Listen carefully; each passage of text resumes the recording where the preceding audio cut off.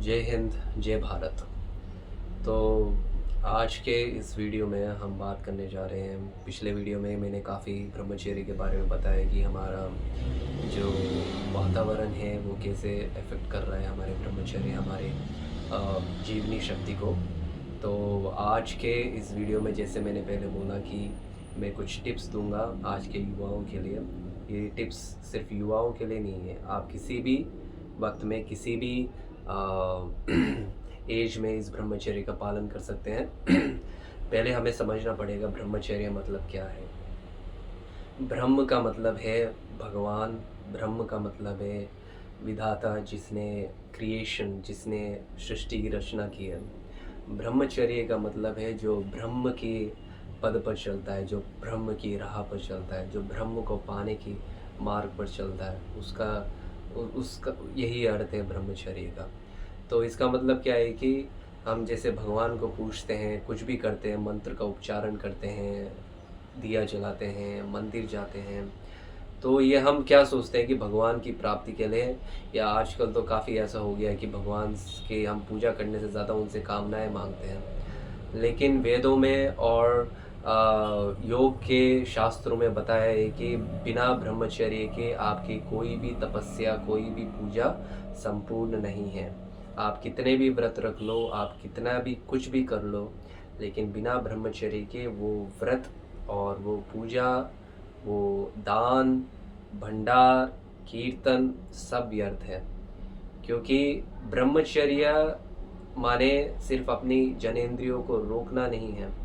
ब्रह्मचर्य का मतलब है आप भगवत प्राप्ति को चाहते हो, आप भगवान की एनर्जी को लेके आना चाहते हो, आप भगवान की एनर्जी को अपने अंदर महसूस करना चाहते हो।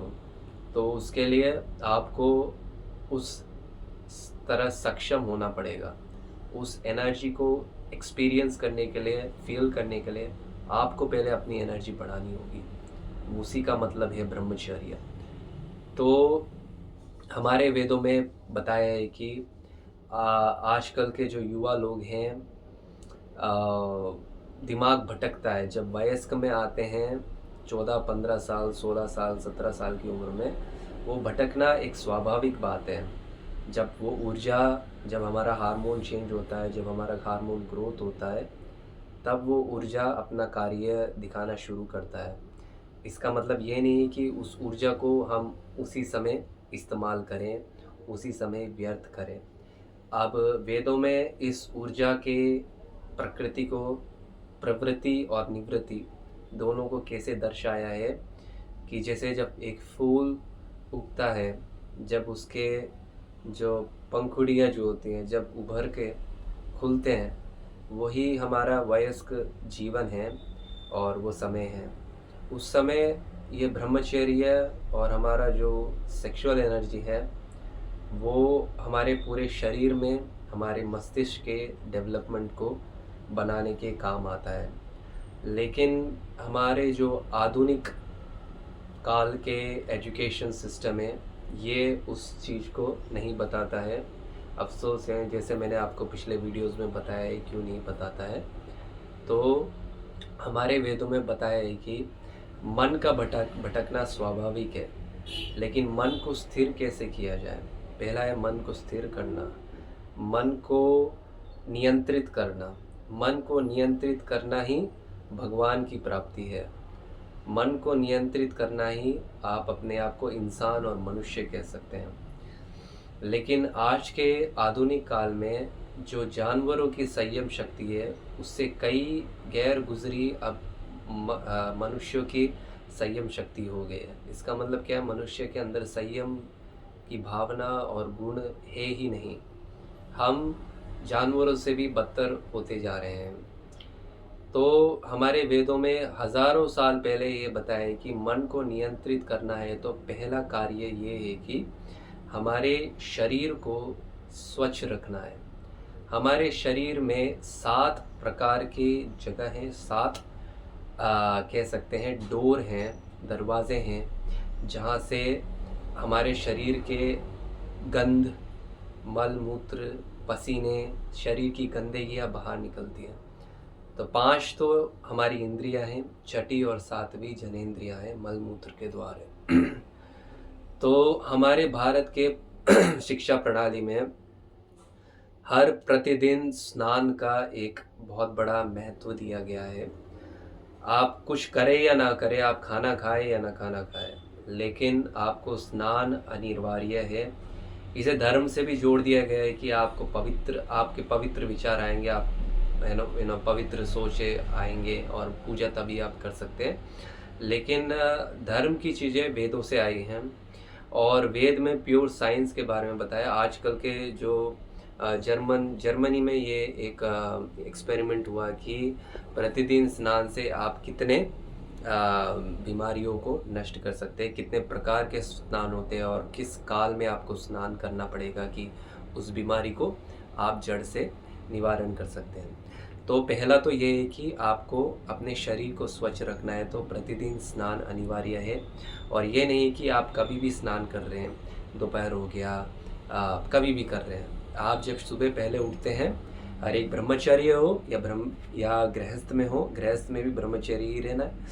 और अपने शरीर को स्वस्थ कैसे रखना है, सुबह आप 4:30 या 5:30 बजे उठने का आदत डालिए, क्योंकि 4:30 और 5:30 बजे को ब्रह्म मुहूर्त कहते हैं, जिस वक्त साइंस भी कहता है कि 4:30 और 5:30 in the morning pure oxygen आप ले सकते हैं। पूरा प्रकृति अपने आप को रीसेट करता है, अपने आप को प्यूरिफाई करता है, तो जिससे कि आप स्वच्छ हवा का महसूस कर सकते हैं, स्वच्छ हवा ले सकते हैं।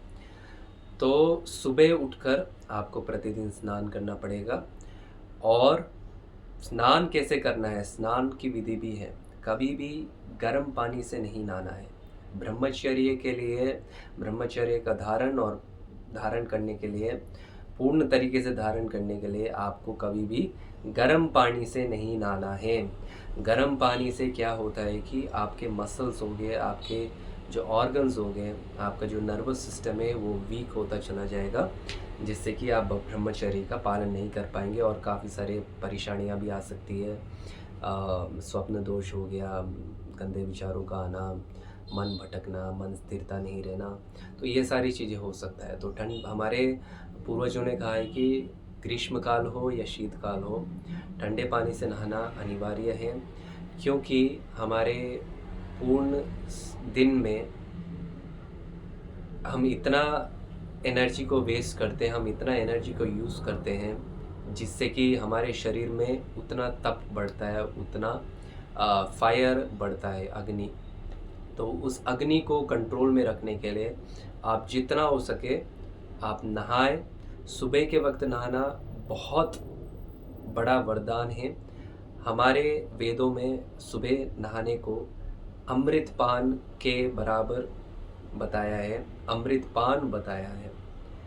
तो आप सुबह जब नहाएंगे तब क्या होगा कि आपके जो स्किन के अंदर छोटे छोटे छिद्र हैं, उस छिद्रों के द्वारा जब पानी अंदर जाता है, हमारे रक्त का संचार सही करता है, हमारे जो अंदर की जो इंटरनल ऑर्गन्स हो गए उसकी गर्मी को कम करता है, विशेष कई प्रकार के बीमारियों को दूर करता है, आँखों की रोशनी बढ़ाता है, एसिडिटी, कब्ज़ हो गया, वात, पित्त, कफ तीनों का निवारण करता है।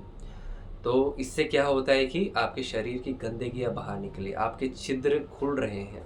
जब आपके छिद्र खुलते हैं, हम सिर्फ नाक से सांस नहीं लेते, हम पूरे शरीर से सांस लेते हैं। तो आप अपने छिद्रों से भी सांस लेते हैं। तो जब आप छिद्रों से सांस लेना चालू करेंगे, जब आप अपने आप को फ्रेश फील करेंगे, तब शरीर में ये अननेसेसरी जो हीट और गर्मी पैदा होती है उसको आप रोक सकते हैं। और नहाना कैसे है, हमारे वेदों में बताया है कि और पतंजलि और चरक संहिता और आयुर्वेद के पुरानी शास्त्र चरक संहिता में भी ये बताया है कि हाथों से रगड़ना है अपने शरीर को। हाथों से आप जितना टाइट और रगड़ेंगे तो क्या होगा कि आप अपने छिद्रों को खोल रहे हैं। और एक नेचुरल सी चीज़ है, आप अपनी त्वचा का इस्तेमाल कर रहे हैं, ना कोई स्क्रब हो गया, ना किसी चीज़ का आप इस्तेमाल कर रहे हैं, तो जिससे कि आपकी त्वचा भी स्वस्थ रहेगी और ना तो डैमेज होगा, तीसरा चीज़ क्या है कि आप कभी ये प्रयोग करके देखिए, दोनों हाथों को आप ज़ोर से मसलेंगे, तब आप अपने हाथों के बीच में एक इलेक्ट्रिसिटी का संचार देख पाएंगे, एक करंट का, एक एक गंधक शक्ति का, एक चुंबकीय शक्ति का महसूस कर पाएंगे आप। तो क्या होता है कि आप अपने शरीर को जब टाइट से मसल कर धोते हैं, रगड़ते हैं स्नान के वक्त, तब क्या होता है कि शरीर में पूरा वो चुंबकीय शक्ति का संचार होता है, जिससे कि कई प्रकार के रोग आपके शरीर से निवारण होते हैं और दूर होते हैं। दूसरा ये है कि सुबह का नहाना और शाम का नहाना, संध्या काल में नहाना भी अनिवार्य है। वेदों में बताया है कि ब्रह्मचर्य का पालन करने के लिए, क्योंकि ब्रह्मचर्य का नष्ट जब होता है रात्रि के वक्त ज़्यादा होता है, क्योंकि सुबह तो साधक कंट्रोल कर लेते हैं, अब साधना करते हैं तब इतना वो महसूस नहीं हो पाता है। लेकिन जब हमारा मनस, जो हमारा जो ये कॉन्शियस माइंड है, जब वो स्लीप मोड में जाता है, तब हमारी चित्त प्रवृत्ति का जागरूकता होता है। तब जब हमारी चित्त प्रवृत्ति का जागरूकता होता है, तब क्या आता है कि काफ़ी तरीके के जो विचार और स्वप्न वगैरह आते हैं, जिससे स्वप्न दोष वगैरह होता है। तो इसलिए हम कहते हैं कि वेदों में भी बताया है कि रात के और शाम के संध्या काल उपन्यास और पूजा करने से पहले नहाना अनिवार्य है ठंडे पानी से। तो वही विधि को आपको उपयोग करना है नहाते वक्त। तो 2 समय नहाना अनिवार्य है, तीसरे समय में भी आप नहा सकते हैं, दोपहर के वक्त भी आप नहा सकते हैं, इसमें कोई उसमें रुकावट नहीं है। मैक्सिमम 2 या 3 समय। दूसरा चीज़ क्या है, ब्रह्मचर्य का दूसरा उपाय, और उस एनर्जी को जो हमारी जो एनर्जी जो नीचे की तरफ जा रही है, उस एनर्जी को ऊपर मस्तिष्क में कैसे लाया जाए, तभी आप वो कंट्रोल नहीं कर रहे हैं, तभी वो मस्तिष्क का विकास करेगा, अपने पूरे शरीर का विकास करेगा। तो उसके लिए ओम उच्चारण अनिवार्य है।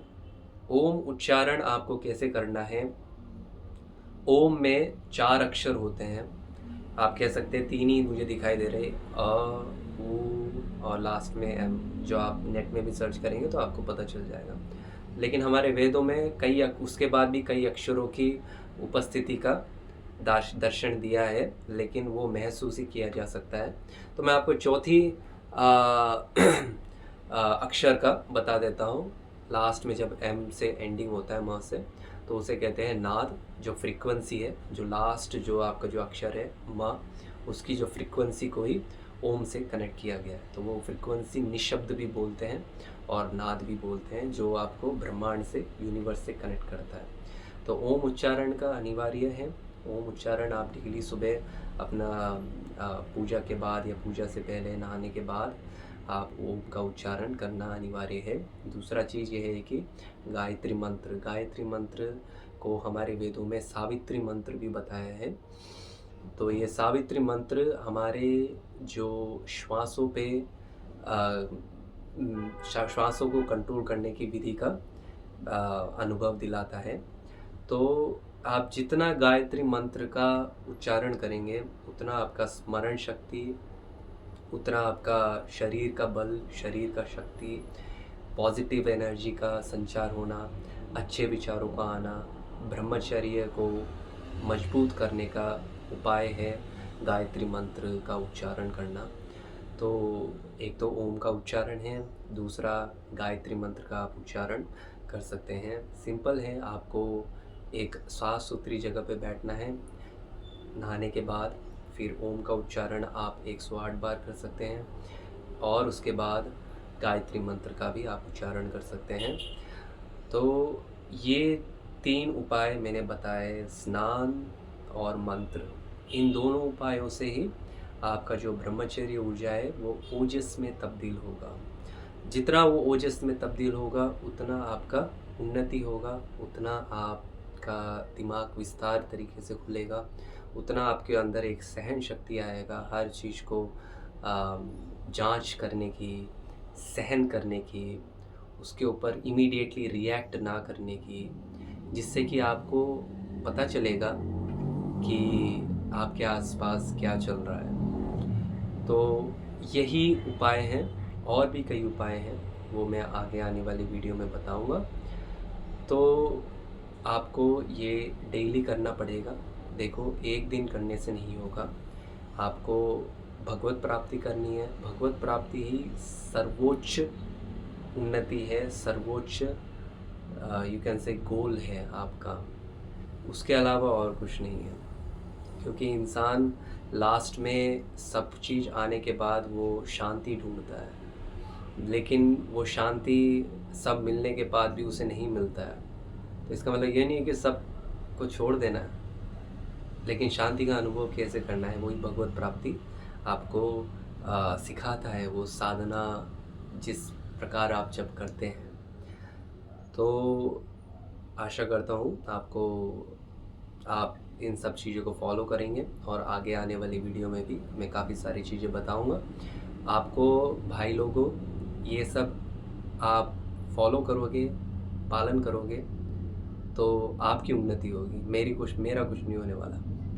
मैं अपना ना तो कोई पॉपुलैरिटी बढ़ाना चाहता हूँ, ना ही कुछ बढ़ाना चाहता हूँ। मेरा एक मोटिव है कि इस भारत की संस्कृति को जल्द से जल्द हर एक युवा के मस्तिष्क और दिमाग में और सोच में जाके बैठना है, जिससे कि भारत फिर से सोने की चिड़िया बने।